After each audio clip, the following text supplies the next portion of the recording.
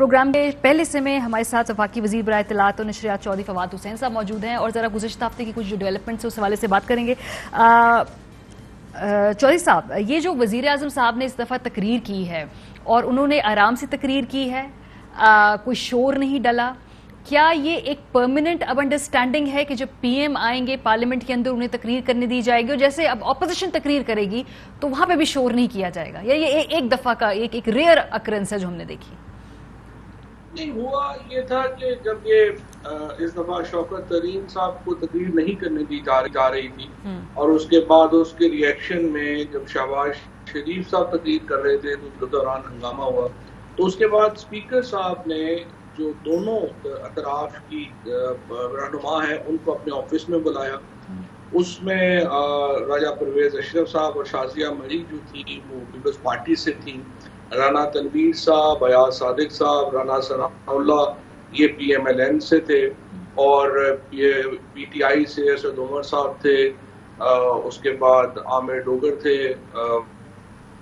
अली मोहम्मद थे, डॉक्टर बाबर रमान थे, मैं था और शफकत महमूद साहब थे और परवेज खट्टक साहब थे। ये एक मीटिंग हुई और उसमें स्पीकर साहब ने ये बात कही, उन्होंने कहा कि देखिए इस तरह तो माहौल नहीं चल रहा और मैं कोई ये तो नहीं हूँ कि मैं लोगों को उठा के ऐवान से बाहर फेंकता जाऊँ जो बात बदतमीजी करें या करें, तो आप लोग आपस में एक चीज डिसाइड करें। देखिए, और हमारा मुद्दा पहले दिन से ये था कि आप इस तरह से करें कि एक स्पीच अपोजिशन करे फिर दूसरी जो है वो हुकूमत को करने दें। होता यह है कि अपोजिशन वाले तकरीर करते हैं, उसके बाद पहले तो वो इंसिस्ट करते हैं कि नहीं फिर दूसरी भी वही करे, वो कहते हैं कि 7 तकरीरें अपोजिशन से और 1 तकरीर हुकूमत से। ये एक बड़ी अनफेयर बात थी, तो हमने ये कहा कि नहीं इस पे आ जाए और हमारी बात भी आप सुने और आपकी बात हम सुनते हैं। ठीक है। तो अपेरेंटली तो ये एक परमानेंट है, फीचर है, लेकिन आप असेंबली का इजलास दोबारा शुरू होगा, लेट्स सी। ठीक है, और इस पे तमाम पार्टीज की एग्रीमेंट है, सो इसका मतलब है कि क्या अब हम प्राइम मिनिस्टर साहब को असेंबली में ज्यादा देखेंगे? क्योंकि पहले आप लोग यही कहते हैं ना कि वो पीएम आते हैं उनकी इज्जत नहीं करते, उनको बोलने नहीं देते, अब अगर ये बात अरेंज हो गई इसका मतलब कि पीएम ज्यादा असेंबली में आया करेंगे? देखिए, वज़ीर आज़म साहब का जो नुक्ता ये था कि हर बुध को वो आके सवालों के जवाब देना चाहते थे और जिस तरह से एक प्राइम मिनिस्टर आवर होता है ब्रिटिश पार्लियामेंट में, इमरान खान तो वो सेटअप चाहते थे कि असेंबली में हो, लोग सवाल पूछे, वज़ीर आज़म उसका जवाब दे सकें, लेकिन वो हो ही नहीं सका और पूरी हमारी कोशिश के बावजूद नहीं हो सका। सो जब भी वज़ीर आज़म को ये मौका मिला और अपोजिशन ने उन्हें इसी माहौल में, जिस माहौल में आखिरी कार्रवाई हुई है, करने दिया, तो वो यकीनन प्राइम मिनिस्टर साहब जो है वो ऐवान में आए। अच्छा, आपने कहा कि बैठकर कमेटी ने तय किया, लेकिन उसके 2 दिन बाद जब ये मीटिंग थी नेशनल सिक्योरिटी की तो आप कह रहे हैं उसमें अपोजिशन ने कहा हम वॉकआउट कर जाएंगे। अब ये बातें जो दोनों बड़ी ये कन्फ्लिक्टिंग बात है कि एक जगह बैठ के आप लोग तय कर रहे हैं कि बातचीत होगी, लेकिन दूसरी तरफ आप लोग कह रहे हैं कि ऑपोजिशन ने वॉकआउट की धमकी दी, हालांकि वो कह रहे हैं कि ऐसा कुछ भी नहीं हुआ। तो फिर मेरा ख्याल है ही से शी से ही है या फिर कोई इसको प्रूव करने का तरीका भी है? नहीं, हम लोग तो नहीं कह रहे हैं, ये तो असेंबली के जो सेक्रेटेरिएट है उसने वो बाकायदा प्रेस रिलीज इशू की है, स्पीकर साहब ने बाकायदा प्रेस रिलीज इशू की है, पता नहीं आपकी नजर से वो गुजरी है जी। ऑपोजिशन कहती है ऐसा नहीं हुआ, वो उसको डिनाई करते हैं, इसलिए मैंने कहा ये बात। नहीं, देखिए ना, स्पीकर साहब को जो कन्वे हुआ उन्होंने तो उसके मुताबिक ही प्रेस रिलीज जारी की ना। हमें प्राइम मिनिस्टर साहब बिल्कुल आना चाहते थे और वो बिल्कुल तैयार थे। आखिरी लम्हों के ऊपर स्पीकर साहब को उनके सेक्रेटरी साहब की वसातत से शहबाज शरीफ के सेक्रेटरी साहब ने ये जो है वो पैगाम भेजा कि अगर वज़ीर आज़म नहीं आए तो मुनासिब है, क्योंकि अगर वो आए तो शायद हम वॉकआउट करेंगे। तो इसलिए जो ये नुक्ता था ये सेक्रेटेरिएट को कन्वे हुआ, उन्होंने फिर मुझे भी कन्वे किया और प्राइम मिनिस्टर ऑफिस को भी कन्वे किया। सही। और उसके बाद फिर वज़ीर आज़म जो है वो नहीं आए और उसके बाद जब ये प्रोसीडिंग्स भी हो रही थी नहीं, लेकिन उन्होंने वैसे इशारा किया।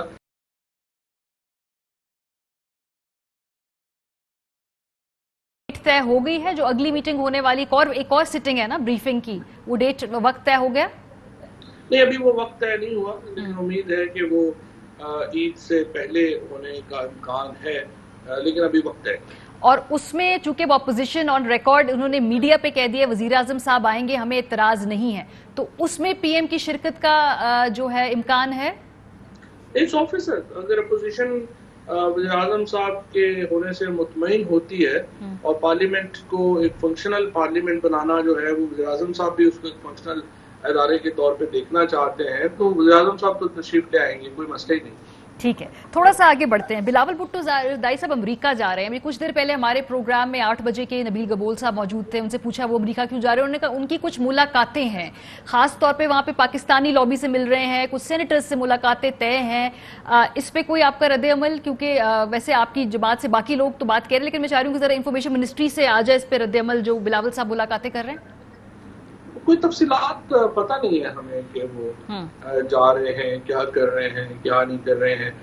ये ज़रूर है कि जो पाकिस्तान के अपोजिशन लीडर, स्पेशली जो एक बैकग्राउंड रहा है बिलावल साहब, अनफॉर्चुनेटली वो कोई इतना मुस्बत नहीं रहा, और इस किस्म की जो डील्स हैं माजी में वो फौरन दौरों में होती रही हैं, और उसकी वजह से मसलन हुसैन हक्कानी जो हैं वो करीब समझे जाते हैं बिलावल साहब के, और उनके जो ख्यालात हैं और फिर उनकी जो बेगम है, और ये सारे जो एक एंटी पाकिस्तान लॉबी वहाँ पे है, वो जाहिर है कि हुसैन हक्कानी उसके सरगना हैं, और जो बिलावल साहब हैं अगर उनसे मुलाकात करेंगे तो जाहिर है कि काफ़ी उस पर आईब्रोज उठेंगी। लेकिन लेट बिलावल साहब को जा रहे हैं तो बिल्कुल सही है, जाएं, उस पर हम क्या कर सकते हैं। ठीक है। अच्छा, ये जो तकारीर हो रही है खास तौर पे अमेरिका को अड्डे देने हैं नहीं देने, फॉरेन पॉलिसी के मामलात हैं, इस पे कुछ डिप्लोमेट साबिक और कुछ लोगों से जब बातचीत करें तो उनका वो एक तासुर ये जा रहा है कि फॉरेन पॉलिसी के डेलिकेट मामलात के ऊपर डोमेस्टिक सियासत चमकाई जा रही है।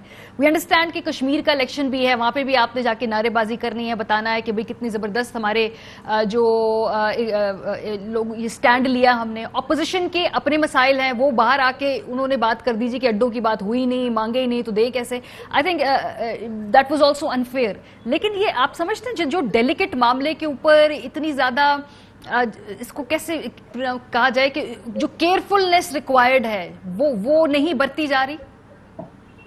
ये फ्रेंकली हमको इतनी क्लोज हमारी पॉलिटिकल ऑर्गेनाइजेशन तो है नहीं, हम तो बहुत लाउड डेमोक्रेसी, और हमारे यहाँ पार्लियामेंट भी बहुत लाउड है और पॉलिटिकल पार्टीज भी बहुत लाउड हैं। सो हमारे जैसे मुल्क से ये एक्सपेक्ट करना कि वहाँ पर आप कोई बात करेंगे और उस पर डिबेट नहीं होगी, इतना बड़ा मीडिया है, वो एक खास ग्रुप की तरफ से तासुर तो दिया जाता है कि पाकिस्तान में पता नहीं मीडिया को क्या चेंज में है, ये है वो है, लेकिन इतना बड़ा मीडिया है, इतना बड़ा सोशल मीडिया है। 43 तो हमारे यहाँ फॉरेन चैनल्स काम कर रहे हैं, तो इतने बड़े मीडिया की मौजूदगी में जब हर वक्त जर्नलिस्ट जो हैं जाहिर है उनको स्टोरीज चाहिए, उनको नई कहानियां चाहिए, तो फिर तो उनको खुद भी बनाना पड़ती हैं अगर कोई ना दे। अच्छा, तो जाहिर है कि वो तो ये बड़ा मुश्किल है इसको फोर्स करना। चले वो तो जलसों में तकारीर भी ऐसे हो रही है ना, क्योंकि भाई मुंह तोड़ जवाब दे दिया और ये वो, बिकॉज ये डिप्लोमेटिक मामला है, वो कहते हैं इसको जरा सेंसिटिवली भी डील किया जा सकता है। थोड़ा आगे बढ़ते हैं। ऑपोजिशन जो कह रही है कि इंतखाबी इस्लाहात के ऊपर पीएम साहब ने इस दफा खुद ऑफर की है, थोड़ी सी लचक ऑपोजिशन ने इस दफा दिखाई है। वो कहते हैं कि जो सेनेट के अंदर हमारी तजावुजात को सुना जाए और उन पे गौर किया जाए। तो इस बिल में गुंजाइश मौजूद है, इस वक्त हुकूमत गौर करेगी जब वहां पर अपोजिशन अपनी वहां पे तजावीज देगी, अपनी वहां पे जो भी सजेशंस है वो देगी। जी 100% हमारा पहले से ही ये मौक़िफ़ रहा है कि देखिए हमने अपने जो 49 नुकात के ऊपर मबनी जो बिल है वो हमने पेश कर दिया है। अब इसमें अगर आपको चीजें सही लगती हैं उसके ऊपर आप सपोर्ट कर दीजिए, जो चीजें आपको सही नहीं लगती हैं उसके ऊपर आप ऑल्टरनेटिव दे दीजिए और हम मुतबादिल के ऊपर बात कर लेते हैं। और ये जो ईवीएम की टेक्नोलॉजी जो हम लाना चाहते हैं वो भी हम उनसे ये कह रहे हैं आप उसको देख लें, परख लें, अगर आप समझते हैं कि उसमें कुछ खामियां हैं वो कोशिश करते हैं दूर हो जाए और उसके मुताबिक आगे चलते हैं। सिर्फ जो झगड़ा है इस वक्त ज्यादा मेजर वो ये है, हम ओवरसीज पाकिस्तानी को हर सूरत वोट का हक देना चाहते हैं। अच्छा। अपोजिशन को वोट का हक नहीं देना चाहती। ये ऑपोजिशन वोट का हक देना चाहती है चौधरी साहब। वो कहते हैं कि आपका तरीकाकार मुख्तलिफ हो, हम मखसूस नुमाइंदे ओवरसीज पाकिस्तानी के या सीटें रख दें या उन हलकों के अंदर मखसूस नुमाइंदों को लड़ने का हम हक दें। उनका तरीकाकार डिफरेंट है। तो मंशूर में PMLN के हमने हक देना है, वो तो अब से मुकर नहीं सकते ना। नहीं, वो वोट का हक नहीं ना दे रहे, وہ کہتے ہیں کہ آپ مخصوص نشستیں کر دیں باہر کی طرح. میرے خیال میں اور ہمارا موقف تو یہ ہے کہ ہمیں تو خواتین کی نشستوں کے اوپر بھی طریقہ کار میں تبدیلی لانی چاہیے. یہ پی ایم صاحب نے پہلے بھی بات کہی تھی, وہ اس بل میں نہیں ہے, ہمیں تو اس پہ بھی ڈیبیٹ کرنی چاہیے. اور ہمیں یہ چاہیے کہ ہر 3 حلقوں کے اوپر ایک خاتون کو ٹکٹ ملے اور وہ الیکشن جو ہے وہ جیت کے آئیں. کیونکہ اس وقت جو پرابلم آ رہی ہے کہ زیادہ تر خواتین بڑے شہروں سے آ جاتی ہیں, نمائندگی پورے ملک کی ہو نہیں پا رہی, اور مخصوص نشستوں کا جو طریقہ کار ہے ان کو ٹکٹ دینے کا, وہ بالکل ایک سمجھیے کہ پریروگیٹیوز کے اوپر ہے, اس میں کوئی الیکٹیبلٹی شامل نہیں. تو ہم تو اس طریقے کو بھی بدلنا چاہتے ہیں. تو مخصوص نشستوں کو تو آپ کو ختم کرنا چاہیے اور آپ کو ایکچولی ایک الیکشن کی طرف جانا چاہیے. یہ جو آپ ای وی ایم کی بات کرتے ہیں چودھری صاحب, اس پہ جو ایکسپرٹس ہیں وہ کہتے ہیں کہ اس کو تو پہلے آپ کو ٹرائل کرنا ہوگا. یہ بتائیے ٹائم لائن آپ کے ذہن میں کیا ہے؟ 22 کروڑ کی, کیونکہ پچھلی مرتبہ جب آپ نے ٹرائل کیا تھا تو ووٹ بہت کم پڑے تھے as compared to the register voter. پچھلی دفعہ یہ تجربہ اتنا کامیاب نہیں ہوا تھا آپ کا.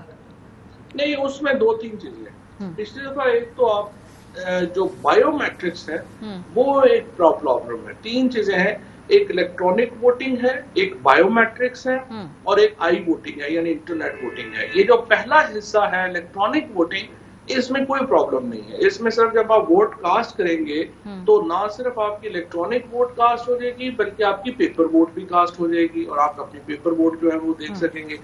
تو اس میں کوئی پرابلم نہیں ہے. بایو میٹرکس میں یہ ہو رہا تھا پچھلی دفعہ زیادہ ہوا کہ جیسے فار ایگزامپل ابھی بھی آپ اپنے موبائل فون کی رجسٹریشن کے لیے جب بایو میٹرکس لانے جاتے ہیں تو کئی دفعہ آپ کی انگلیوں کے نشان میچ نہیں کرتے, کیونکہ ہمارا اباؤٹ 7.8% جو ڈیٹا ہے وہ ویریفائیبل نہیں ہے انگوٹھوں کے نشان سے. اور اب یہ طارق ملک آئے ہیں جب میں ناظرہ, تو میری ان سے یہی بات ہو رہی تھی, میں انہوں نے کہا ہے کہ آپ اس کو فیشل ریکگنیشن کی طرف جائیں, کیونکہ پوری دنیا بایو میٹرکس ختم کر گئی ہے. فیشل ریکگنیشن, اور آپ نے ایئرپورٹس کے اوپر بھی دیکھا ہوگا جب دنیا میں جاتے ہیں تو وہ آپ کی آنکھ کی تصویر لیتے ہیں, ٹھیک ہے, کیونکہ بایو میٹرکس جو ہے وہ ایبسلیٹ ٹیکنالوجی ہے. تو اگر ہم ادھر جائیں گے تو وہ پھر ایک بات کی بات ہے. الیکٹرانک ووٹنگ کے اوپر کوئی پرابلم نہیں ہے, وہ تو 100%. سو ابھی آپ اس کو کہاں ٹرائی کرنے لگے ہیں؟ ابھی انیشل فیز میں کہاں ٹرائی کریں گے اس کو آپ؟ ابھی ہم نے بات کی ہے, میں نے منسٹر آف انفارمیشن نے بات کی ہے 2 بڑی کمپنیوں سے, اور ہم چاہتے ہیں کہ پہلا الیکشن ہو رہا ہے پارلیمنٹری رپورٹرز ایسوسی ایشن کا, ہم اس میں دے دیں گے. اس کے بعد بار کاؤنسلز, جو بڑی بار کاؤنسلز ہیں 5-7, انہوں نے ہمیں کہا ہے کہ وہ تیار ہے ای وی ایم کے اوپر الیکشن کروانے میں. اور اس کے بعد جو پریس کلبز ہیں وہ تیار ہے ای وی ایم کے اوپر الیکشن کروانے میں, سو دیٹ ایک ڈیمونسٹریٹ ہو جائے کہ ان کی بڑی ایفیکیسی.